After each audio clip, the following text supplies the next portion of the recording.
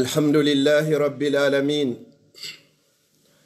الحمد لله على نعمة الإسلام وكفى بها من نعمة، ثم الصلاة والسلام على المبعوث رحمة للعالمين محمد بن عبد الله وعلى آله وأصحابه ومن تبعهم بإحسان إلى يوم لا مرد له من الله. ثم الحمد لله القائل في محكم التنزيل بعد أعوذ بالله من الشيطان الرجيم: يا أيها الذين آمنوا كتب عليكم الصيام كما كتب على الذين من قبلكم لعلكم تتقون. وقال عليه الصلاة والسلام: من صام رمضان إيمانا واحتسابا غفر له ما تقدم من ذنبه. وقال عليه الصلاة والسلام: من قام رمضان إيمانا واحتسابا غفر له ما تقدم من ذنبه. أيها السادة، واعلموا أنه نزل فيكم شهر كريم وموسم عظيم خصه الله تعالى على سائر الشهور بالتشريف والتكريم، وفرض صيامه على المؤمنين، وأنزل فيه القرآن الكريم.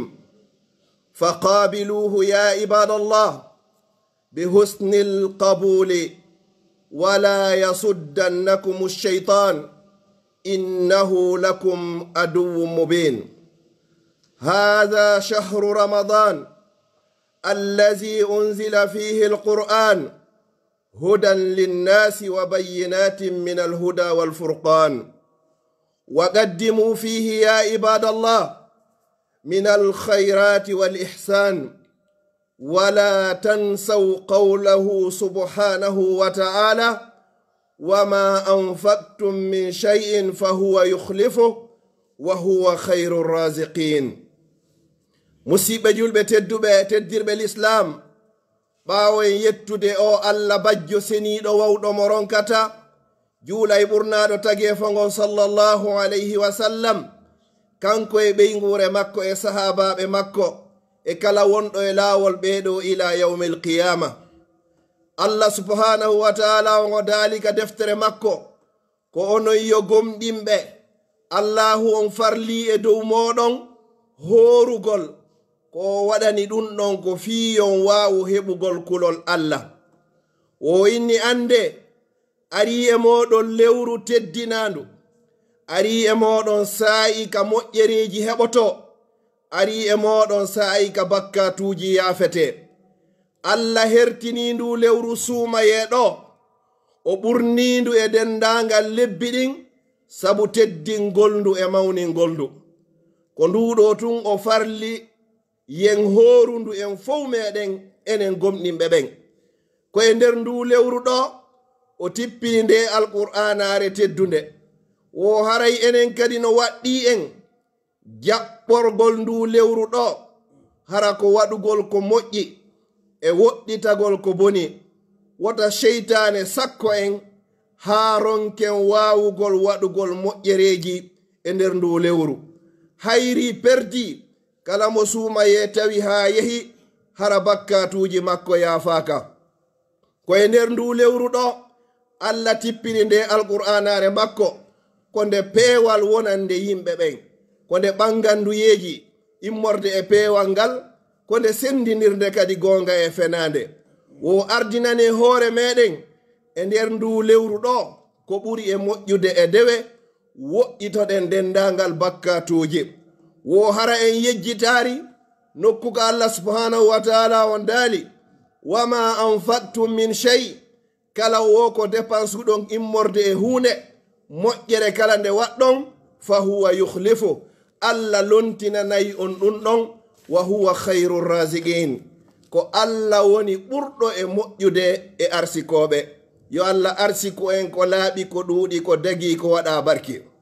ayyuha sada, hadha shahrun awwaluhu rahma wa awsatuhu maghfira wa akhiruhu itqum minan nar. من صامه وقام إيمانا واحتسابا غفر له ما تقدم من الأوزار ومن جد لله صهبته التوفيق وكفي الخذلان والوبار وأولاه مولاه مواهب الإنعام إن الله لا يضيء أجر المحسنين. مسيب جلب تدب نلار صلى الله عليه وسلم إماكي حيث توي كرمكو بغونو لوئني حديثون wo sappo arande den e nder ndu lewru suumaye wo ko yurmende Allah tippinta e mofte den sappo hakkundeje den ko yafanede dendangal bakkatu sappo sakkitore den ko rinɗinede e natugol yiite jahannam. yo Allah rinɗin en fof meɗen enen e ɓeygureji meɗen e mawɓe meɗen e dendangal julɓe ɓen e natugol e yiite jahannam. ɓurna ɗon ɓe maaki wano fuɗɗornoɗen non kala horuɗo lewru suumaye e kala on dariɗo naafi lewru suumaye wondude e gomɗinal e tañƴinagol jorto baraji ɗin ka Allah yaafotomo dendangal bakkatuji ɗi o ardini. wo kala tinniɗo e nder ndu lewru hara ko fi Allah woni ko o tinnori na fi yo yiyane ma fi yo nanane ma fi yo wonu kaari hino wakkili yo andu o woɗɗintinama e bakkatuji yo andu o laaɓi e bakkatu Allah tippina yurmede e makko o yaafomo o rinɗinamo e natugol yiite jahannam. seede e muɗum Allah daali wo inna allaha no joomiraɗo la yudi'u o yebata o bonnata ajra almuhsinin joddi ɓen moƴƴinɓe golleji. ayyuha sadatu lkurama wa man adda fihi farida كانت له ب70 في غيره ومن أدى فيه نافلة كان له مثل ثواب الفرد وأجره. مسيب جلب تدب لو تواي بوري لورو سوماي كلا وادو دو فريلا غوتو اندر ندو لورو دو baraji makko no fotawa waɗuɗo farillaji 90 hara wona e nder lewru suumaye. kala waɗɗo naafilo gooto e nder ndu lewru suumaye Allah yoɓaymo baraji wano waɗuɗo farilla timmuɗo harana e suumaye. fasumu ya ibadallah fasumu shaharakum wala tartaddu ala adbarikum fatanqalibu khasirin. وللصائم فرحتان فرحة عند فطره وفرحة عند لقاء ربه في الجنان. ولله في كل ليلة منه 600,000 أتيق من النار يا عباد الله. وفي آخر ليلة من ليالي رمضان يؤتق الله بقدر ما مضى كما جاء في بعض الأخبار. مسيب جلبة الدبي ɓure lewru suumaye wona ko lannata wo hoore suumaye wata o yiltitor ɓaawo moɗon. yo Allah dandu goɗɗo suumaye tawdemo o ronka horude. yo Allah dandu goɗɗo suumaye tawdemo o ronka naafude. yo Allah dandu goɗɗo suumaye tawdemo ha suumaye yaha hara o yaafaka dendagal bakkatuji makko wo wata o yiltitor ɓaawo. wo no wodani horuɓe no wodani on neɗɗo horuɗo welo weloji ɗiɗi ɗi o weltoto.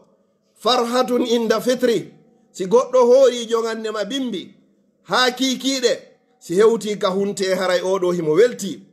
kono welo welo ngon araygo ngon ɓaawo ɗum ɗon ko ɗum ɗon ɓuri e welude ko ɗum ɗon ɓuri e fotude.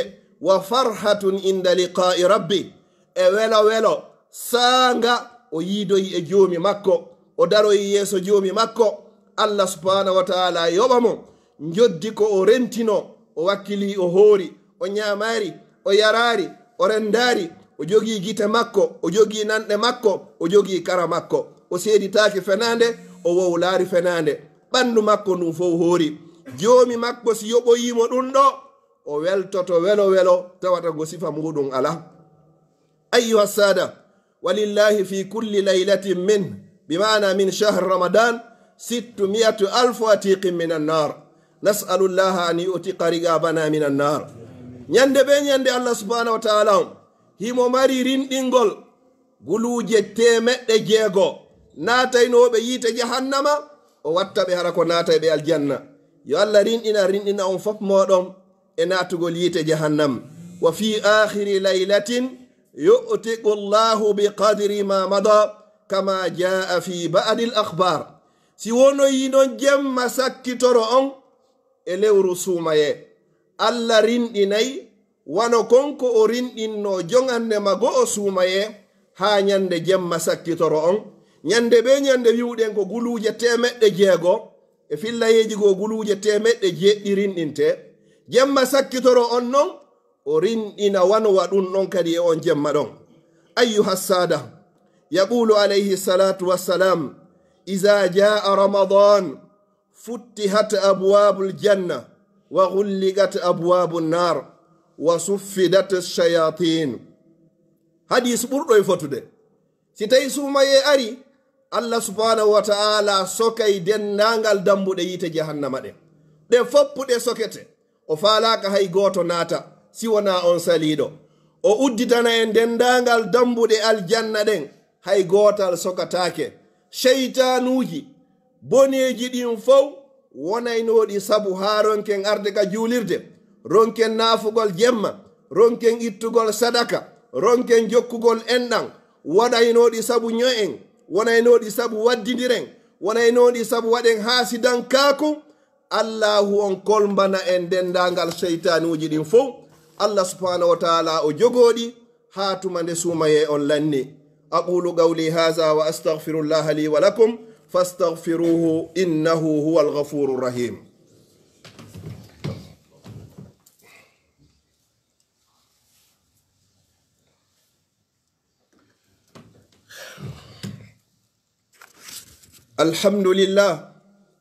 alhamdulillahi allazi bini'matihi tatimmu salihat. alhamdulillahi ala ni'mati lislami wa kafa biha min ni'ma. summa salatu wassalamu ala almabuusi rahmatan lilalamin muhammad ibn abdillah wa ala alihi wa ashabihi wa man tabi'ahum bi ihsanin ila yawmi ddin. yaqulu an-nabiy sallallahu alayhi wa sallam في الحديث الذي يرويه لنا جابر بن عبد الله رضي الله عنهما عن النبي صلى الله عليه وسلم أنه قال: أؤتيت أمتي في شهر رمضان 5 لم يؤتهن نبي قبلي. musidɓe julɓe tedduɓe teddirɓe l'islam, laawol ɗiɗaɓol hiɗe yetta o allah bajjo seniiɗo wawɗo mo ronkata tawnuɗo en jumaare aranere nden e nder ndu lewru suumaye ɗo e hitande 2024. en toro allah yo allah hollu en timmode suumaye on kadi o jaɓana en e dawna en suumayeje ɗuɗuɗe. ɓaawo ɗum ɗon o sahabajo wiyeteɗo jabir o fillanike wonde ma nelaɗo sallallahu alayhi wa sallam ɓe maaki wo mofte maɓɓe ɗen okkama piiji 5. hay goto e annabaɓe adiɓe ɓen fof moftaji ɓuri guluje hay goto okkaka ko mofte muhammadu sallallahu alayhi wa sallam woni ko okka ɗo. ko hondi woni ɗin ya rasulallah? awalan min hadihi l5 fa innahu iza kana awalu laylatin min shahri ramadan nazara allahu ta'ala ilayhim wa man nazara allahu ilayhi lam yu'azzibuhu abada. toɓɓere aranere nden ko mofte nelaɗo sallallahu alaihi wasallam woni ko okka jemma arano on e ɗi jemmaji suumaye. allah subhanahu wa ta'ala o ndaarayi mofte ɗen darɗe yurmede. kala non mo allahu on ndaari o lettoytamo pooma. yo allah waɗu en e ɓeeɗo. thaniyan ayyuhal ahibba fa inna khulufa afwahihim ay as-sa'imin atyabu inda allahi min rihil misk. toɓɓere ɗiɗaɓere nden wo haray hunduko horuɗo barngol ko ukkoto kon wa'awa si tawi hara hino luuɓi ka meɗen enen haray hino ukko hino luuɓani en wo ɗum hino uuri ka allah, ɗum hino wela allah, allah hino yiɗi ɗum ɓuri o parfum wiyeteɗo misk. parfum fof ko ɓuri uurude e ɓuri moƴƴude ko o parfum wiyeteɗo misk. haray noon hunduko barngol horuɗo on ko ukkoto kon ka allah hino ɓuranimo ɗum ɗon. Salisan ayyuha al ahibba fa inna al malaika tastaghfiru lahum kulla yawmin wa layla. Haray toɓɓe tataɓere nden ko ɗe mofte ɗo okka ko ɓe horuɓe heɓata ɓe Allah tawni lewru sumaye malaikaɓe ɓe nyande be nyande jemma e nyalorma haray hiɓe torade Allah yo Allah ho yaafo ɓe horuɓe. Fa innal malaika tastaghfiru lahum kulla yawmin wa layla wa yaqulun allahumma ighfir lahum allahumma arhamhum allahumma tub alayhim. ɓe wiide Allah men torikema yaafo ɓe yurme ɓe Allah men torikema jaɓanɓe. wa du'aul malaikatu la turad. haray noon torare ko malaika ɓen toroto kon ɗum haray wona ko ruttete. rabi'an ayyuha al ahibba inna allaha ya'muru jannatahu fayaqul ista'iddi wa tazayyani li ibadi awshaku an yastarihu min ta'abi dunya ila dari wa karamati. faya subhanallah, allahu subhanahu wa ta'ala yaqul ista'iddi ayyuha aljanna wa tazayyani ayyatuha aljanna yushaku an yastarihu ibadi min ta'abi dunya hadhihi ad-dunya al-faniya allati la tusawi 'inda allahi janaha ba'uda. musidɓe julɓe tedduɓe, toɓɓere nayaɓere nden ko mofte muhammadu sallallahu alayhi wa sallam woni ko okka o waɗi en e ɗe mofte kadi yo Allah newnu wonen kam e mofte ɗen ka konngol e ka kuugal. nyande be nyande Allah innayi aljanna on ko ayyo aljanna hebilo préparo moƴƴo woyak cuɗo kadi waɗa cuɗari labandi fiiɓe jiyaɓe an horuɓe neɓatande ɓe ariga ɓe fowto immorde e nde tampere wonde hoore o aduna mo anduɗen o mara valeur ka Allah yeru embere gabi tawwol sonsoliwi. nelaɗo sallallahu alayhi wa sallam ɓe maki law kanati dunya ta'dilu inda allahi janaha ba'uda ma saqa minha alkafiru sharbata ma. wo hara o aduna himo jogino valeur ka Allah no haajano e o wo kefeero yaratano woɓande wotere ndiyan e hoore o aduna. walakin hiya duniyakum, kono ko wontun ɗo aduna ko fi meɗen ko duniya. wo joni noon ko ayyo aljanna heblo moƴƴa cuɗoɗa moƴƴa paroɗa wano jombajjo paroranta fihi arano yawde ka modi muɗum. nyande be nyande ko cuɗari go e parande go aljanna woni ko paranto heblano ɓe jiyaɓe Allah horuɓe wonɓe wadde nde moƴƴere. wo hawnaki ko ɓooya ko ɓe iway e hoore o aduna ɓe ara ka laakara an ga ka galle an ga wondude galle teddungal fiyoɓe fowto. wa akhiran wal khamis fa innahu idha kana akhiru laylatin ghafara Allahu lahum jami'a. subhanallah. fa innahu idha kana akhiru laylatin min layali ramadan ghafara Allahu lis-sa'imin القائمين والمتصدقين والذاكرين الله كثيرا والذاكرات والمستغفرين بالأسحار. فيا سبحان الحي الذي لا يموت. musidɓe julɓe tedduɓe, toɓɓere jowaɓere nden wosi wonoyi e jemma sakkitoro on wonande ɓe horunoɓe, wonande ɓe nafunoɓe, ɓe ittunoɓe sadaka, ɓe jantinoɓe inde Allah, ɓe insinoniɓe, ɓe tubunoɓe ruttika Allah, itti sadaka, ɗofti nene baba, jokki ennan, moƴƴi e miskinɓe, wo Allah o yafotoɓe dendagal bakkatuji maɓɓe. fa subhanallah, hakke ko ɗum ɗo ngalɗini. qala rajulun min alqawm ahiya laylatul qadri ya rasulallah qala la alam tara ila al ummal ya'maluna fa iza farigu min a'malihim wuffu ujurahum. rawahu al imam al bayhaqi.